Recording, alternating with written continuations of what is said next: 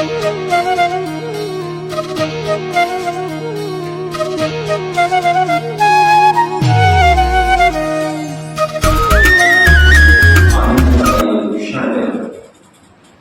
बलराम उच्चतर माध्यमिक आदर्श विद्यालय में मेरा आगमन और भगवत स्वरूप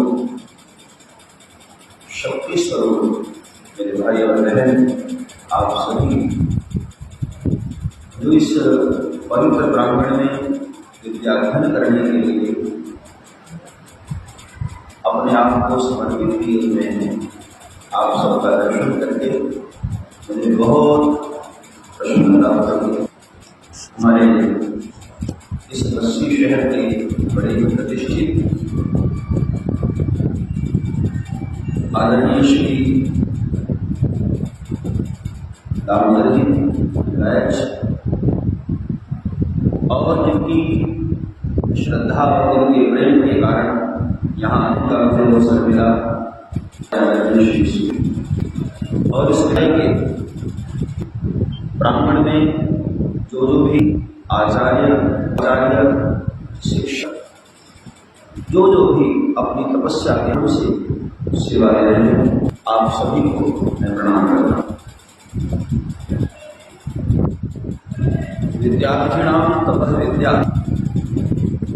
जब मैं गुरुकुल में पढ़ता था तो हमारा कहते थे कि बेटे विद्यार्थी के लिए विद्या की सबसे बड़ी तपस्या है।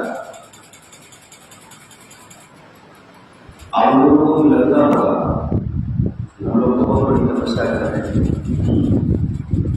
सुबह सुबह मम्मी उठा देती है,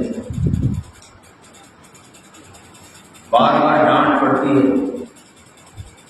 जैसे ही मोबाइल हाथ में लेते हैं तुरंत डांट पड़ती है कि पढ़ाई करो, दिन भर मोबाइल में लगे रहते हो, टीवी में लगे रहते हो। कितनी भावनाएं हम लोगों को मारनी पड़ती है, तब जाकर विद्या देवी प्रसन्न होती है। जैसे कोई सन्यासी अपनी तमाम इच्छाओं को, अपनी भावनाओं को दमन करके तपस्या करता है और तब वो सिद्धि प्राप्त करता है, ऐसे ही बच्चे भी अपनी तमाम भावनाओं को दबाकर विद्या माता की उपासना करते हैं, तब जाकर उनको विद्या की सिद्धि प्राप्त होती है। आप ही की तरह कभी स्वामी विवेकानंद ऐसे ऐसे महापुरुष, भगवान राम, भगवान कृष्ण, महात्मा बुद्ध, भगवान महावीर, मीरा, गोस्वामी तुलसीदास जी, आप ही की तरह कभी विद्यालयों में उन्होंने भी तपस्या की हो, तब जाकर आज पूरी दुनिया और उनको वंदन करती है। तो विद्यार्थी के लिए विद्या बहुत बड़ी तपस्या है। मैं तो अयोध्या में पढ़ा, काशी में पढ़ा, सुबह सुबह 3 बजे गुरुदेव हमको उठा देते थे और उठने में जरा भी लेट हुए तो सीधे एक बाल्टी ठंडा पानी डाल देते थे। उस वक्त तो बड़ी गुस्सा आती थी कि गुरुदेव ने क्या है, लेकिन आज उन क्षणों को याद करता हूँ, बहुत खुशी होती है कि वो हमारे वास्तव में अभिभावक की तरह हमारे साथ हर वक्त हमारे भविष्य के लिए कार्य कर रहे थे। 4-5 बातें बच्चों को हमेशा याद रखनी चाहिए। एक अच्छे विद्यार्थी का लक्षण क्या है? शायद आपको आपके गुरुश्री आचार्य श्री आपको शायद बताए होंगे, फिर से मैं एक बार याद दिला दूं। विद्यार्थी के 5 लक्षण, ये 5 लक्षण हमारे भीतर हैं, तभी समझना कि आप एक अच्छे विद्यार्थी हैं। काक चेष्टा, बको ध्यान, स्वान निराश तथैव च, अल्पाहारी, गृहत्यागी, विद्यार्थी, पंच लक्षण।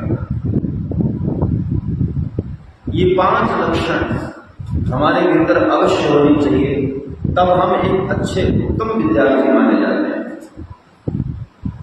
कौवे की तरह चतुर होना, बगुले की तरह ध्यानमग्न होकर के पढ़ाई करना।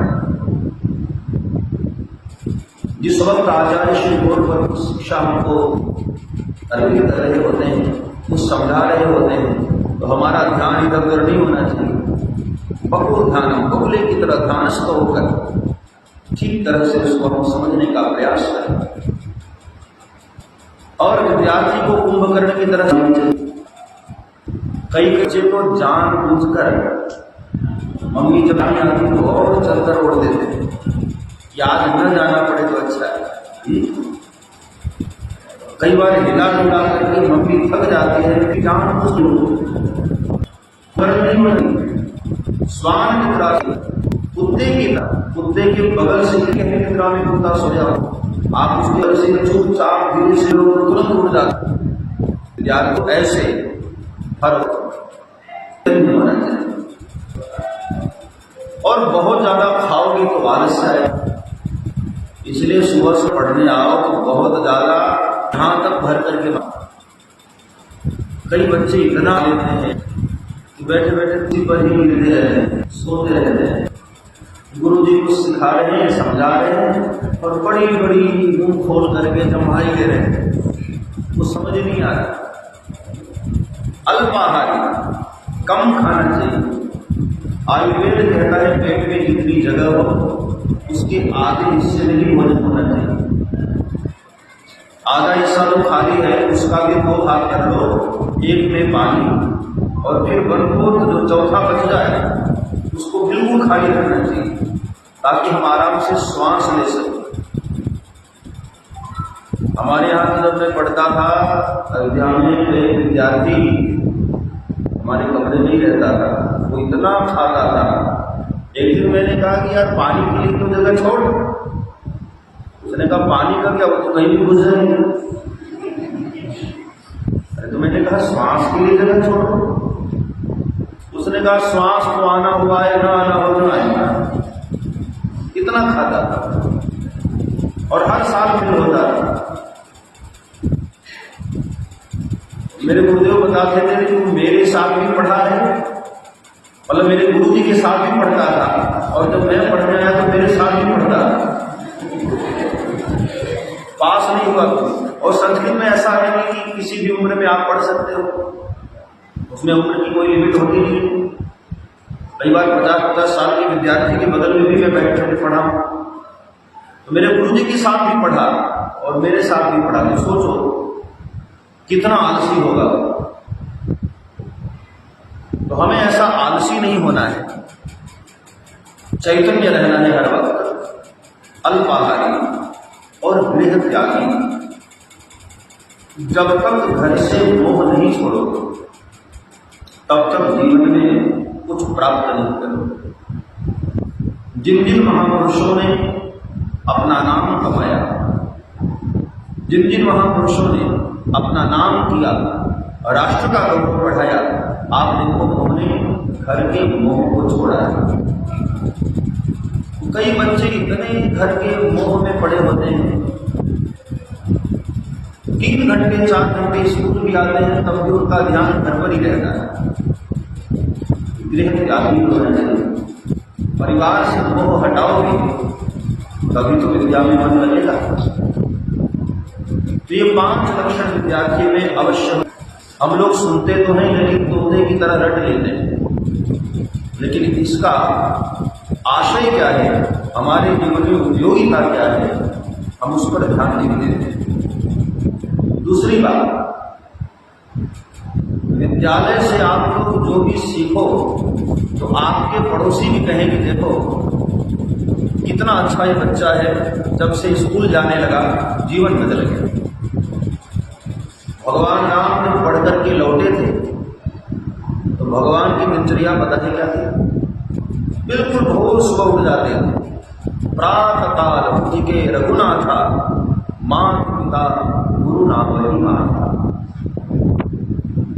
भोर सुबह उठ जाते थे, 4 बजा और बिल्कुल उठ जाते थे। और उठते ही सबसे पहले क्या करते थे?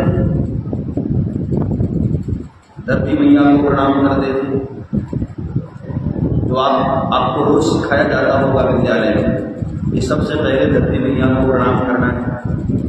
और फिर भगवान अपने माता पिता को प्रणाम करते थे, अपने गुरुजनों को प्रणाम करते थे, और फिर पिता से आज्ञा लेकर पिता के कार्यों में हाथ बढ़ाते थे। बेटियां हैं तो माँ के कार्य में हाथ बढ़ाते, बेटे हैं तो अपने पिता के ऊपर बोझ नहीं बनना चाहिए, पिता के बोझ को कम करना चाहिए। एक जिम्मेदार व्यक्तित्व हमारा होना चाहिए। बचपन से ये बात हमारे माइंड में होनी चाहिए कि हमें बड़े होकर पिता का सहारा बनना है, हमें बड़े होकर समाज को ऊपर उठाना है। आनंद का ये क्षण है। श्री बलराम उच्चतर माध्यमिक आदर्श विद्यालय में मेरा आगमन और भगवत स्वरूप शक्ति स्वरूप